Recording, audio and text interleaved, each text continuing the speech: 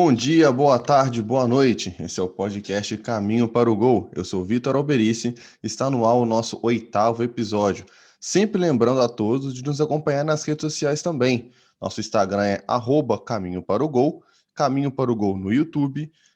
E também lembrando que todos os nossos episódios estão no Spotify, Google Podcast, em todos os seus agregadores de podcast. Lembrando que os nossos TBBs, no final, a gente deixa sempre na descrição do episódio, tanto no YouTube quanto no Spotify. Então, nos sigam e nos acompanham por lá. E para apresentar o convidado de hoje, eu vou chamar a ele que está sempre comigo apresentando esse podcast, Rafael Brito. Olá, Vitor. Mais uma vez, um grande prazer estar aqui com você. Nós vamos ter outra conversa muito boa hoje. Já tivemos no episódio 6 2 Vitor, e hoje é o momento de ter 2 Rafaéis aqui na conversa. Trago hoje aí para a conversa com a gente nosso convidado, preparador físico da equipe profissional do Betim, Rafael Lopes. Seja bem-vindo, Rafael. Obrigado, Rafael, Vitor, mais uma vez, agradecendo pela oportunidade de estar aqui falando sobre futebol, especificamente sobre preparação física. Quero dar um salve para o pessoal que está em casa, que vai assistir vídeo, que está ouvindo através do podcast. Vamos começar, falar do que a gente mais ama, que é o futebol. Bora, vamos lá. Então, para começar a conversa, já conta para a gente aí, conta para o ouvinte quem é você e como que foi a sua trajetória aí no futebol. Então, minha carreira inicial no futebol foi extremamente na questão profissional mesmo, Eu nunca tive interesse em ser um atleta profissional. Sempre gostei de futebol, quando criança, brincando na rua, brincando na educação física, na escola, jogando no campinho perto de casa, mas nunca tive aquela qualidade técnica, aquela desenvoltura para ser um atleta profissional, não. Mas, enfim, sempre apaixonado por futebol.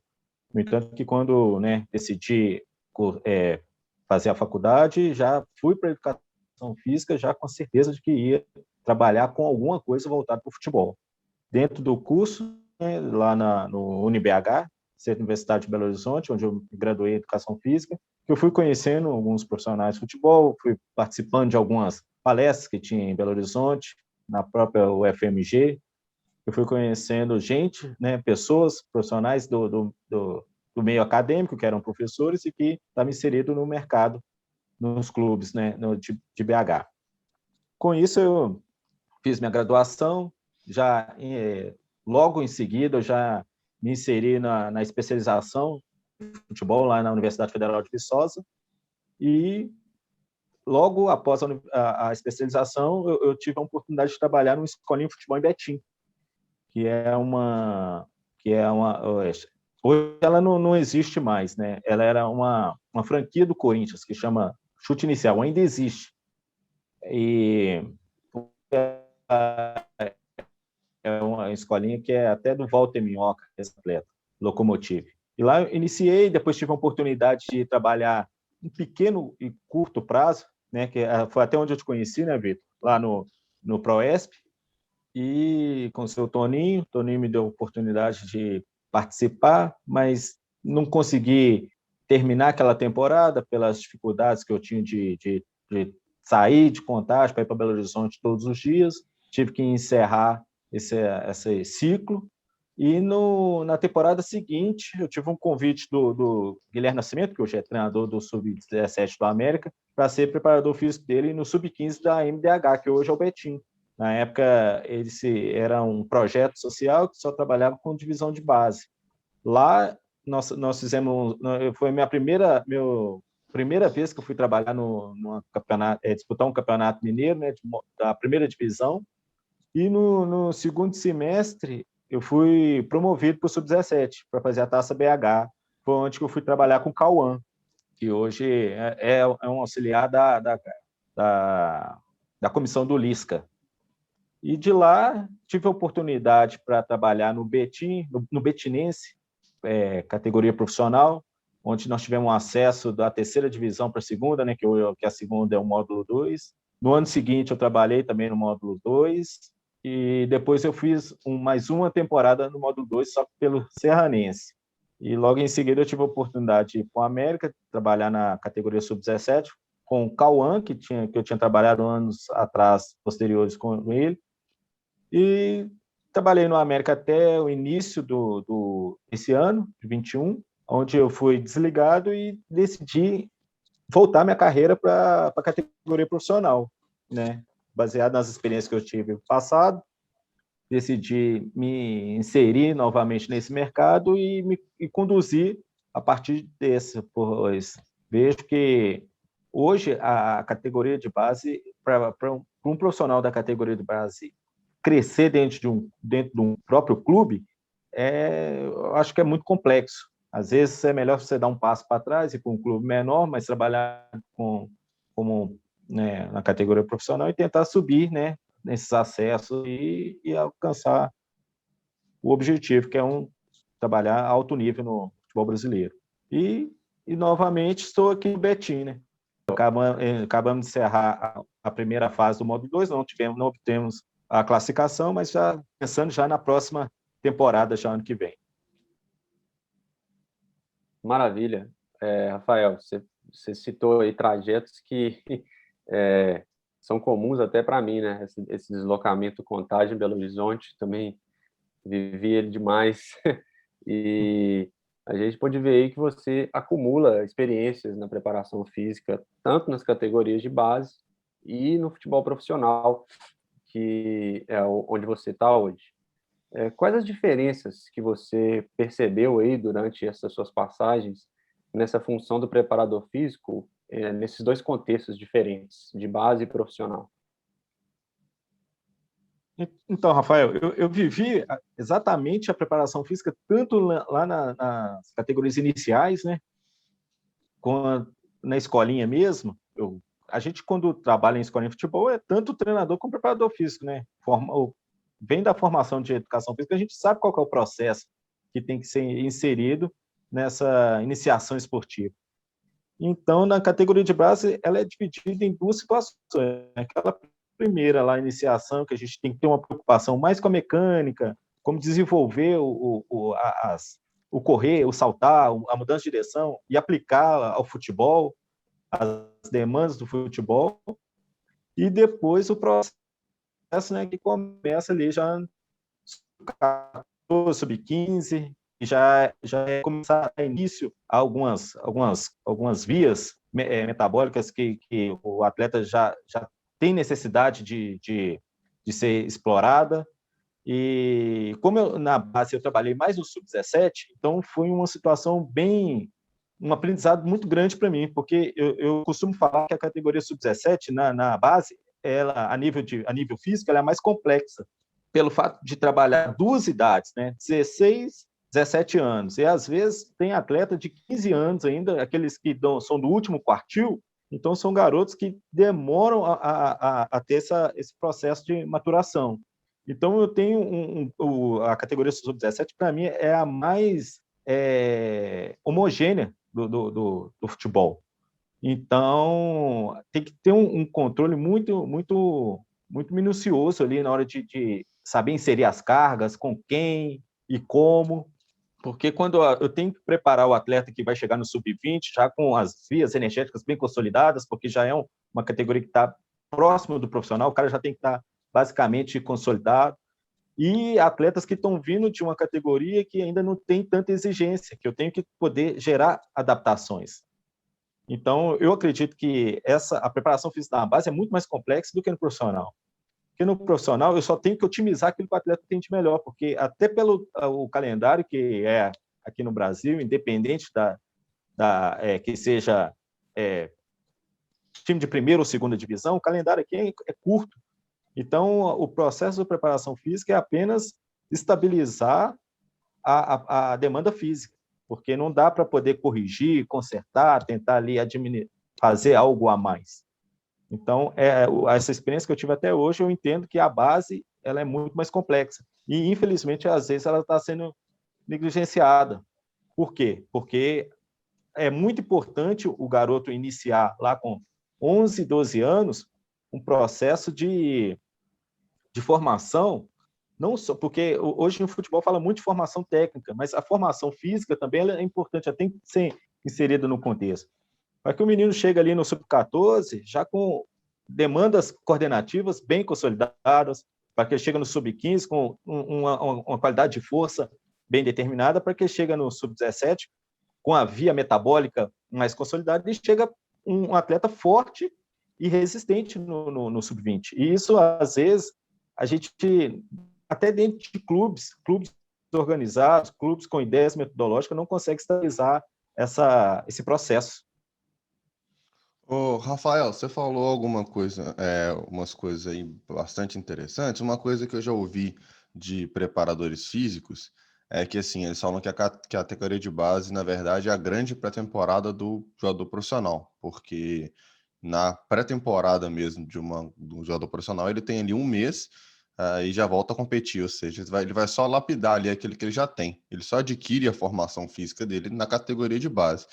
E você acabou de dizer a mesma coisa, né? Escrevendo essa preocupação que você tem com esse processo e que você vê essa formação negligenciada. Você acredita que isso seja uma questão de currículo, de planejamento dos clubes em relação à preparação física, ou seja, alguma outra coisa que influencia para a adoção física? O que você acha que faz com que essa formação física do atleta seja um pouco negligenciada?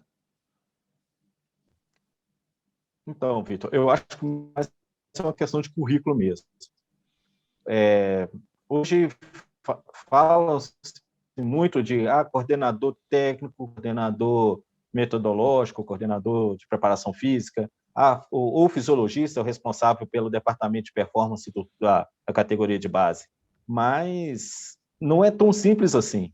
Não é tão simples. Eu acho que tem que ser estudado, sim, tem que ter um departamento de performance mais ajustado, de maneira que vai sentar todos o departamento, desde lá do sub-10 do clube ao profissional, ou que mesmo que esse departamento profissional às vezes seja afastado da base, o preparador físico sub-20 e determina ali quais são os conteúdos a ser trabalhados.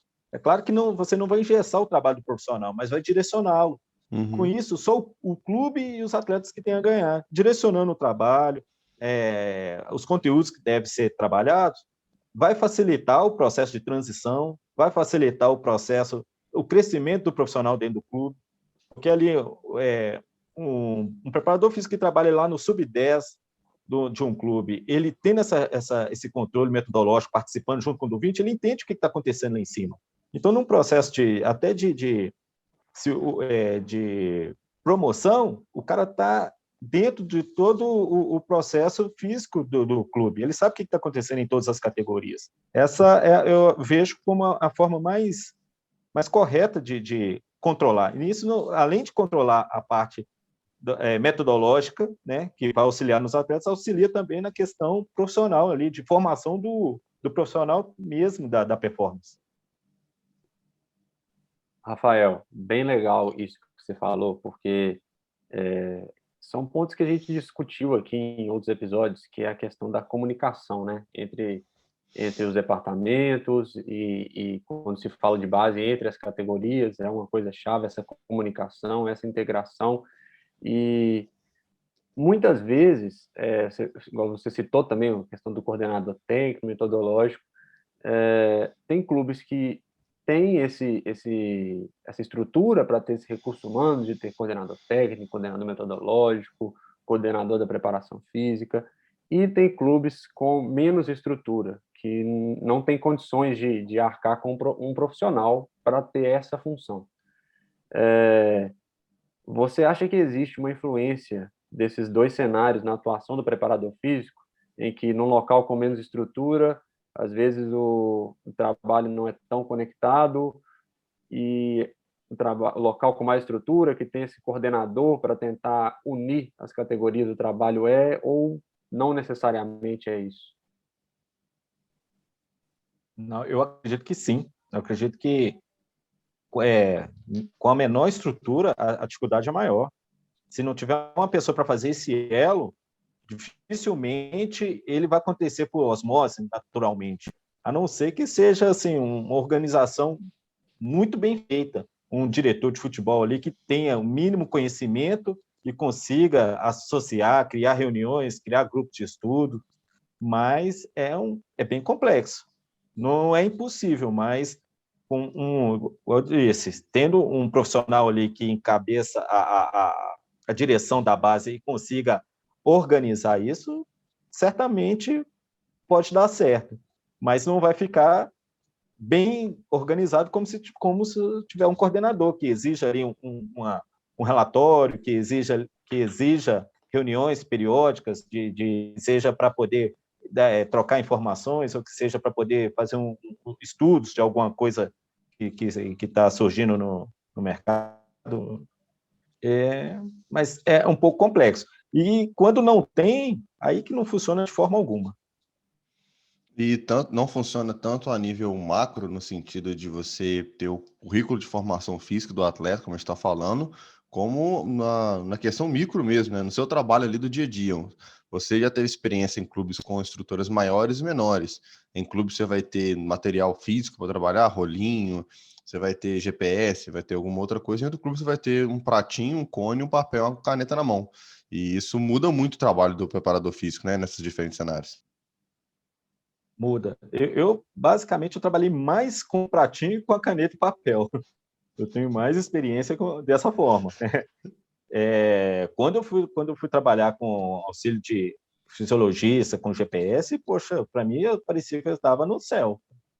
Né? Eu ia fazer um trabalho, né, curto, um trabalho de tensão, no final o fisiologista me passava lá a quantidade de aceleração que teve, quantidade de demanda excêntrica. Poxa, eu fiquei assustado, eu falei, caramba, tá tão fácil assim, porque antes era só na unha, era só ali, PSE, percepção subjetiva, como que foi, e ali o olho clínico do treinador ali o tempo todo para ver, conversando, como é que tá bem, dá, não dá, escala de dor, 5, 6, 7, não, tá fora do treino, vai treinar, é desse jeito. Mas não quer dizer também que não funcione. Né? Eu trabalhei eu tive o tempo que eu tive no América, nos primeiros anos, o meu coordenador era o Gerson de Oliveira, que hoje é preparador físico do Remo. Ele falava para a gente, cara, rapaziada, vocês não têm toda a estrutura aí embaixo, mas uma coisa mais importante vocês têm, e é o que vocês mais têm que utilizar. A gente falava assim, o que é que o Gerson está falando? Será que ele viu alguma coisa que eu não vi? Aí ele falava assim, é o olho, cara, o olho de vocês tem que estar a todo momento, vocês têm que estar ligado. O preparador físico fica atento a tudo. Qualquer coisa ali, você tem que ver, às vezes, uma fisionomia do jogador, você já tem que entender o que ele está sentindo. E esse é o segredo, o principal segredo do controle de carga. Se você não tem essas demandas tecnológicas, tem que ser no olho mesmo, não tem jeito. E funciona. Para quem está comprometido ao trabalho, funciona, sim. Isso é legal porque, na verdade, é o oposto, né? São poucos locais em que você vai ter essa disponibilidade de tanta coisa, tanto material, com o fisiologista ali, já te dando os dados logo em seguida.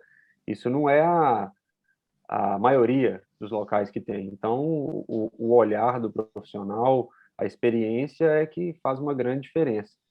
E aí você citou também o treinador, e atualmente se exige do preparador físico, tem se falado mais dessa maior integração junto à atuação no modelo de jogo, tentar fazer alguns exercícios que já tenham relação com o modelo de jogo. Você acha que isso gerou uma mudança na preparação física? Acho, e eu acredito nesse trabalho. Eu particularmente, eu gosto de trabalhar com a periodização ondulatória. Então, eu gosto de determinados dias da semana, né? É claro que demanda ser semana aberta ou fechada, se vai ter jogo ou não, com picos de estímulo. Então, para que eu tenha esse controle nessa periodização, nesse morfociclo ondulatório, o treino o planejamento do treinador ele tem que caminhar junto comigo, né? Eu costumo falar assim, conversar com alguns preparadores, que eles falam assim, não, eu tenho que fazer de acordo com o treinador. Não é que eu já falo o contrário, porque senão o treinador ele tem que caminhar junto com a preparação física. A gente não vai definir o treino dele, ele vai dar o treino que ele quiser, conceitualmente. Mas como ele vai treinar, isso a gente que tem que falar, porque eu, como gestor de carga, eu tenho a obrigação de falar com ele que demanda, que via energética é necessário para tal dia.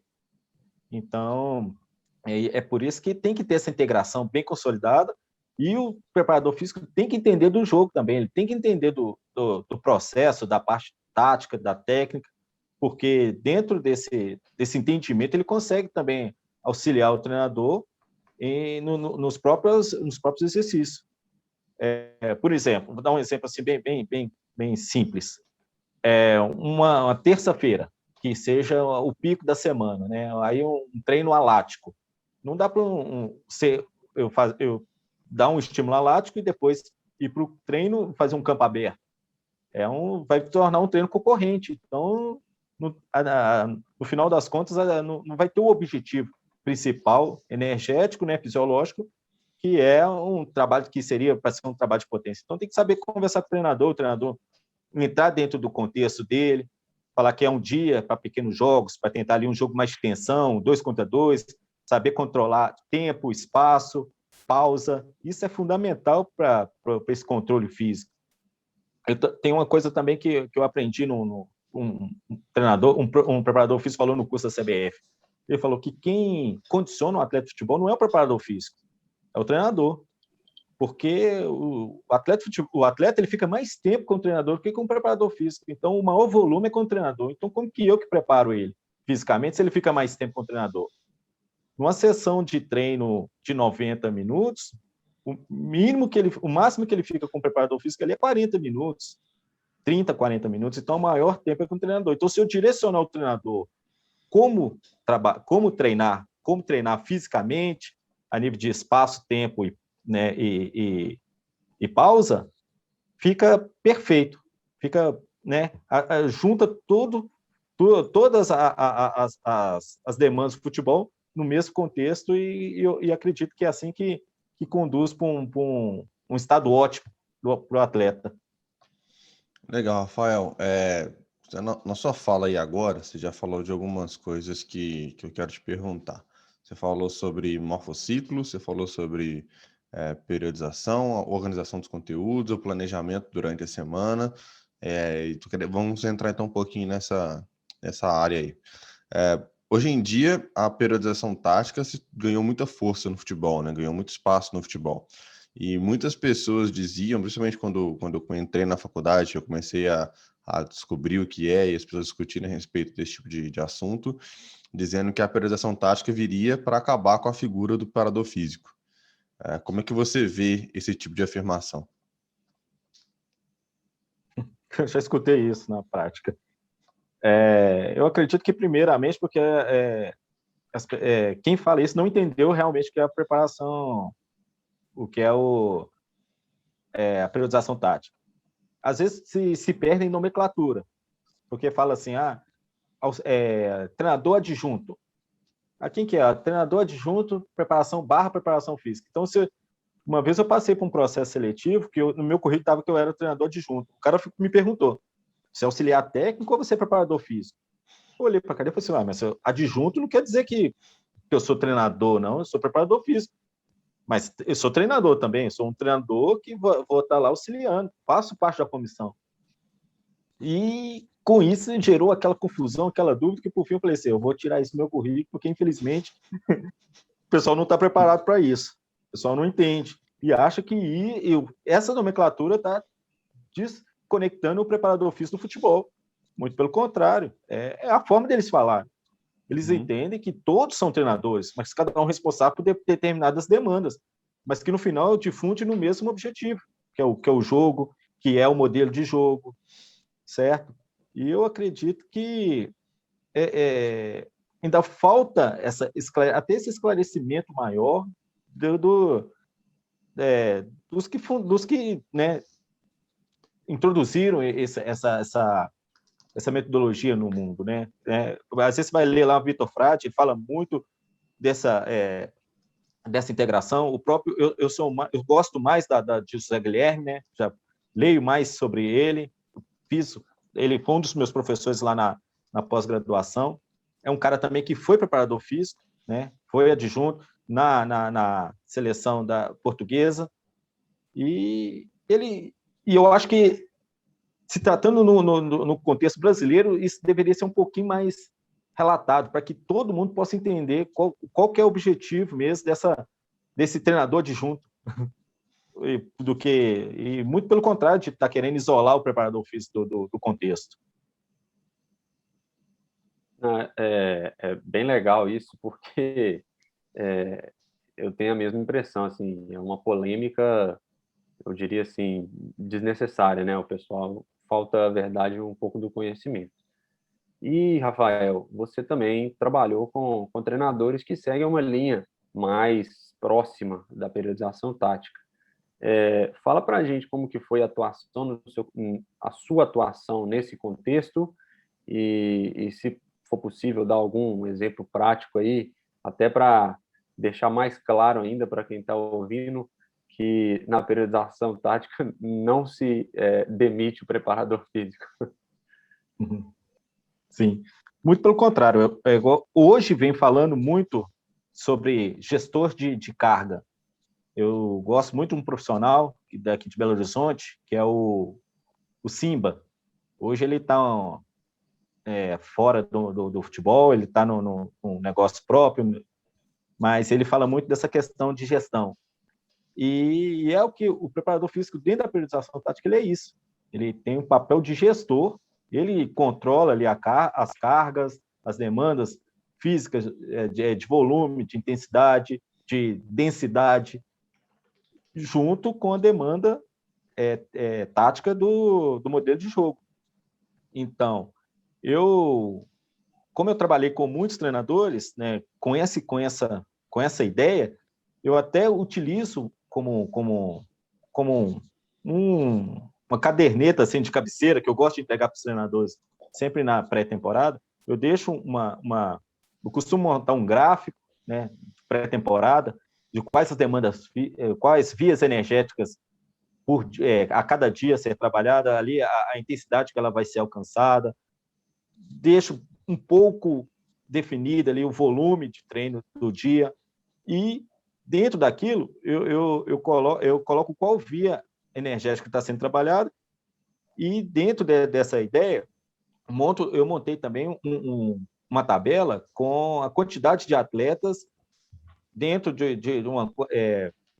e o espaço para cada quantidade de atletas, de acordo com a demanda física. Então, se eu tenho um exemplo, se o meu treinador vai fazer lá um 3x3, aí tem mais ou menos sugerido lá, que com a demanda, se eu quero pegar mais uma demanda física, eu vou, nesse 3x3, eu vou trabalhar a 20 metros de profundidade com 12 de largura. Eu facilito o trabalho dele na montagem do treino.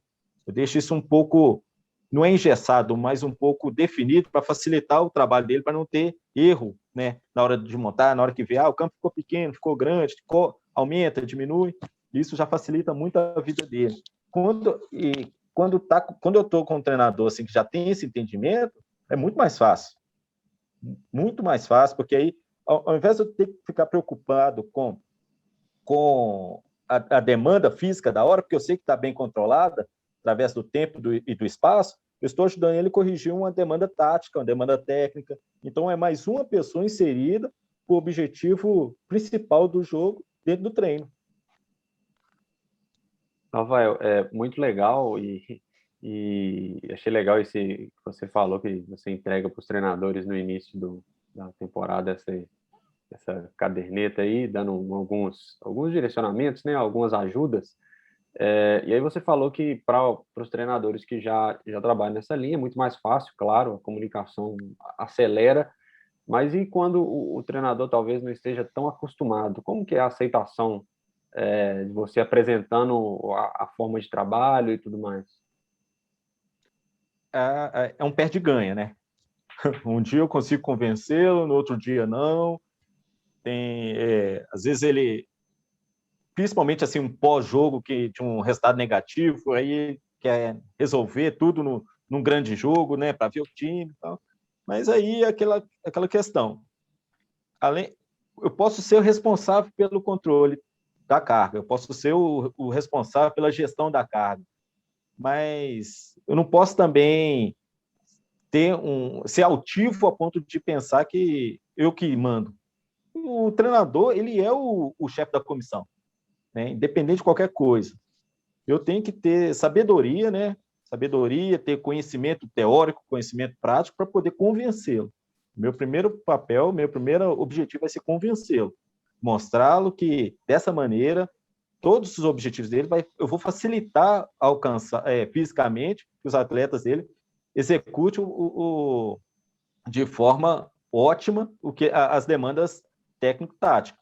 Mas se ele não adequar, infelizmente eu tenho que tentar ali conduzir e segurar de uma forma mais analítica, né? Eu já tive um exemplo bem claro que eu, por exemplo, quando eu trabalho de um exemplo, um estímulo de velocidade, é interessante, eu gosto de falar com os meus treinadores, falar assim, o dia que for uma demanda alática, né? A via energética alática, eu gosto de inserir o trabalho de velocidade. É interessante a gente fazer trabalho de transições, seja transição defensiva, ofensiva, ou as duas ao mesmo tempo, mas é um espaço maior, com muito deslocamento, muita mudança de direção, aceleração e velocidade de 20, 30 metros. Mas aí, se o treinador é o dia que ele quer fazer, um exemplo, hoje eu vou trabalhar só finalização. Eu tenho que ter um entendimento que aquela sessão eu tenho que dar o estímulo de velocidade, então eu tenho que levar para o analítico. Dar o estímulo necessário ali que vai ter com o volume que eu acho que é interessante, né, para a sessão, para o morfociclo, para o momento que a equipe está vivendo, e deixar ele fazer o conteúdo que ele acha que é importante também. Entendi. E é uma coisa que a gente tem falado aqui, já quase todos os convidados, a gente acaba entrando nesse ponto, que é o futebol é um esporte coletivo dentro e fora de campo, né? Então, sempre trabalhando em comissão, a gente tem que saber como atuar de maneira conjunta. O treinador com o auxiliar, o preparador físico, o analista, o fisiologista. A gente tem que saber se adaptar ao contexto também fora de campo. É uma coisa que a gente acaba entrando aqui sempre. Sim. Por falar, e entrando nesse papel que cada membro da comissão técnica tem, pensando na atuação de preparador físico, na função do preparador físico.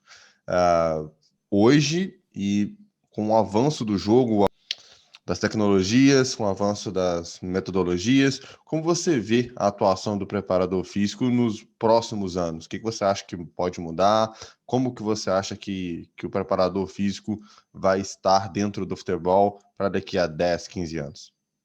Então, Vitor, eu acredito que com essa ideia aí que está vindo de gestão de carga, eu acredito mais nesse contexto, mais nesse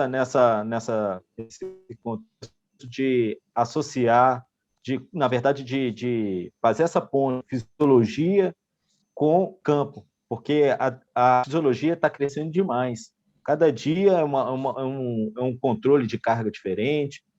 Para você ter ideia, né, só um exemplo, no Betim, que é um clube de módulo 2, eu tinha o fisiologista com GPS, né, GPS e termografia. Então, eu já chegava no campo, né, já chegava minutos antes do treino, já com a termografia, já com a PSE e o controle todo de quem podia treinar, de quem sugestão de tempo de treino para cada um. Então, o papel do preparador físico, mais hoje, daqui uns tempos, né, um futuro breve, é mais saber lidar com o treinador, mais saber gerir esse momento aí com o treinador através dos estímulos, né, através das demandas e dos resultados que a fisiologia vai dar. Então, acredito que eu já estou até pensando assim em começar até a estudar essa questão, fazer uma mentoria de gestão, de gerir gestão de pessoas, porque esse eu acho que vai ser uma situação mais complexa para o preparador físico. Porque conteúdo eu não acredito que vai fugir muito, não. É muito protocolar a preparação física em si. Todo mundo sabe quais são as vias energéticas principais do futebol, todo mundo sabe que tipo de força treinar, quando treinar e como treinar, cada um na sua forma de ler, né? O diferencial mesmo vai ser gerir esse controle. Comissão técnica, treinador, né? Que vai vir de várias culturas, de várias formas, pensando o que deu certo com ele, o que não deu, e essa que eu acredito que vai ser a situação mais complexa.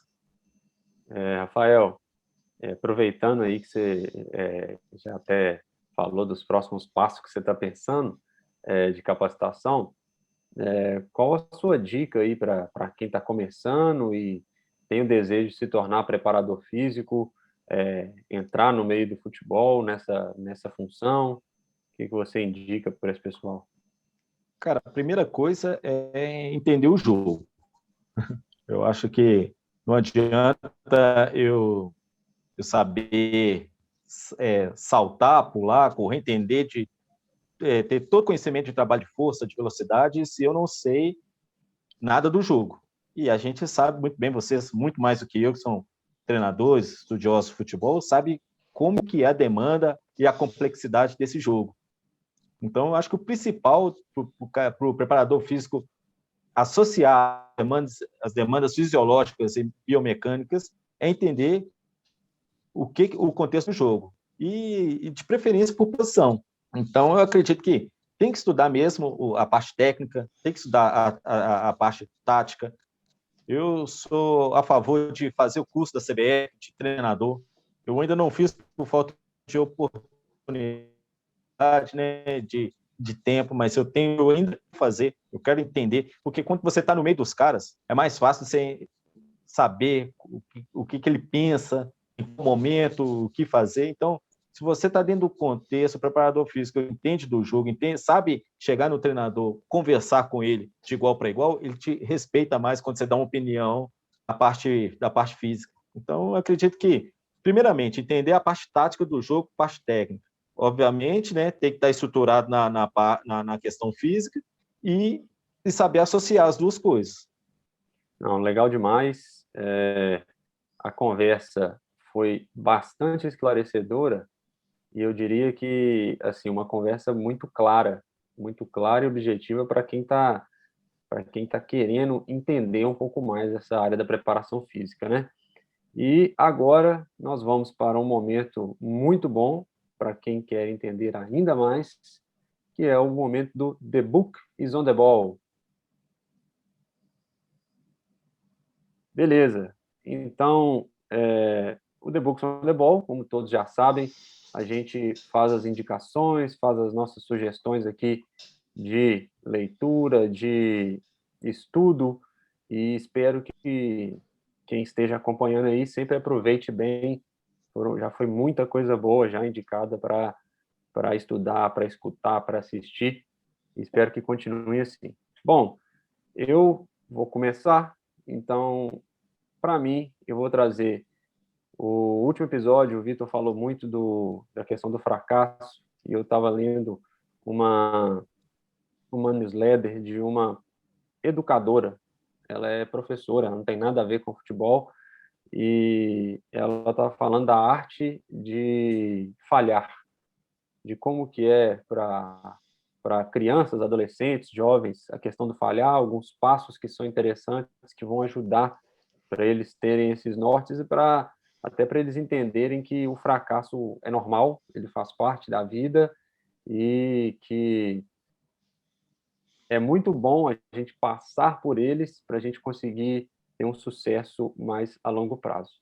E a minha segunda indicação, como não poderia deixar de ser, da área aqui da preparação física, eu escutei o podcast do Futre, The Pitch Invaders, com o Felipe Rabelo, que ele fala o que é intensidade, e ele dá um relato de Brasil versus Europa. O Felipe trabalhou muito tempo no Atlético Paranaense, e hoje ele trabalha no Real Valladolid. É uma conversa bem breve, mas uma conversa bem legal também, que ele fala dos diferentes formas de ver a intensidade no jogo, fala de calendário, fala de uma série de coisas bem legais aí, que são bem mais direcionadas para a parte da preparação física. Vitor, fala para a gente aí o que você trouxe no TBB. Olá, Rafael. O meu The Book Zoneball de hoje é uma reportagem do El País, falando sobre a La Liga. Eles comparam as últimas 4 temporadas da Liga em questões de parâmetros físicos. E o título da reportagem é Correr Mais para percorrer menos espaço no campo. É isso mesmo. Nos últimos 4 anos da La Liga, tem se diminuído o volume de distância percorrida dos atletas, mas tem se aumentado a distância percorrida em alta intensidade. Os atletas estão tendo mais sprints, mais ações acima dos 24 km por hora dentro dos jogos e o volume tem diminuído. E nessa reportagem eles apontam diferentes explicações para esse fenômeno, por que isso pode estar ocorrendo, tem a ver com a questão dos clubes buscarem ter mais a posse de bola, então eles estão manejando o espaço ali e dentro daquela ação com a bola, eles estão tendo ações de alta intensidade para usar aquele espaço que eles já estão ocupando e também o espaço que é deixado atrás, porque as equipes estão cada vez marcando em um bloco mais alto. Então, isso gera mais ações de contra-ataque, o atacante está tentando alcançar aquele espaço em maior velocidade, e também o defensor, e ele discorre um pouquinho sobre isso, tem exemplo de atletas que têm se destacado na liga justamente por essa capacidade de ter ações de alta intensidade durante todo o jogo, então vale muito a pena para quem tem interesse nessa questão, sobre o jogo em si e principalmente sobre as ações físicas dentro do jogo, que é um exemplo de como as ações da preparação física vão influenciar no jogo e o próprio jogo vai demandar mais a preparação física para ela se adaptar e preparar melhor os nossos atletas. É isso, Rafael. Bacana demais. E, Rafael, fala para a gente aí o que você trouxe para o The Books on the Ball. Então, eu trouxe o livro do Michael Bulley, que é um novo modelo de treinamento funcional. Na verdade, ele já tem 2 edições, mas independente das duas, vale muito a leitura, pois é um treinamento inovador, é algo que ele vem ensinando a nível de treinamento de força, para qualquer tipo de esporte, para qualquer tipo de atleta. É algo bem inovador mesmo, em todos os aspectos, né? Ensina desde de como trabalhar a questão da liberação miofascial, o ganho de força a nível de performance. Para mim, é o papa do treinamento funcional. Muito maneiro. E outra é o livro do Paco, foi um preparador físico por 20 anos do Barcelona, pegou aquela fase, né, de ouro do Barcelona, todo o processo ali de construção ali, de tudo que eles viveram nos anos 2000, né? É o livro que chama Espaço de Fase. Ele fala muito sobre o que eu acredito no futebol, que é trabalhar de forma tática, de forma cognitiva, junto com a parte física, que dá para associar perfeitamente. É só entender os espaços, as fases, os momentos, os conteúdos, que dá para associar perfeitamente numa sessão de treino. Maravilha. Não vão faltar material aí para leitura, muita coisa boa indicada.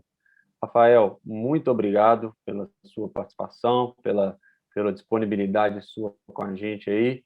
Foi um bate-papo muito bom, deu para a gente aprender muita coisa aqui e para a gente dar sequência também nessa ideia aí também de a gente discutir mais com o preparador físico também sobre o jogo.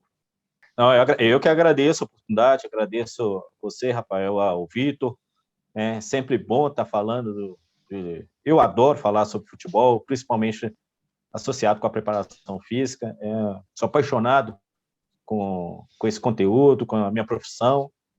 E quero parabenizar vocês por essa iniciativa, né? É importante demais a gente dar essa oportunidade. Às vezes, quem não está no contexto maior do futebol, né? Porque às vezes a gente só tem oportunidade de ouvir quem está lá na Série A, na Série B do Campeonato Brasileiro, quem está mais consolidado profissionalmente, mas tem muitos profissionais em outras situações menores que tem muito conteúdo, tem muita coisa boa para ensinar. E são, né, e através dessas oportunidades que a gente também vai trocando as ideias, aprendendo, né?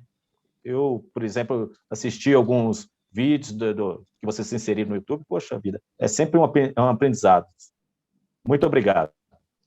Bacana demais, Rafael. Essa é mesmo a nossa ideia. A gente sabe que tem muita gente, não só nos grandes clubes, nos grandes palcos, que é muita gente capacitada, muita gente boa de serviço. E fica aí mais um episódio muito bom para vocês, ouvintes. Espero que vocês tenham gostado. Muito obrigado. Um grande abraço.